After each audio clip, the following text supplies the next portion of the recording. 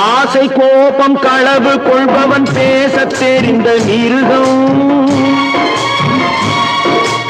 அன்பு நன்றி கருணை கொண்டவன் மனித வடிவில் தெய்வம்.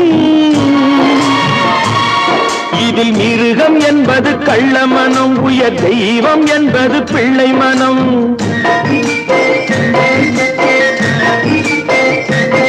இந்த 6 கட்டளை அறிந்த மனது ஆண்டவன் வாழும் வெள்ளை மனம், ஆண்டவன் வாழும் வெள்ளை மனம்.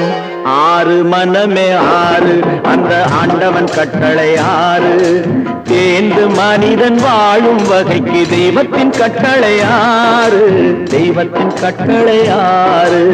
6 மனமே 6, அந்த ஆண்டவன் கட்டளை 6.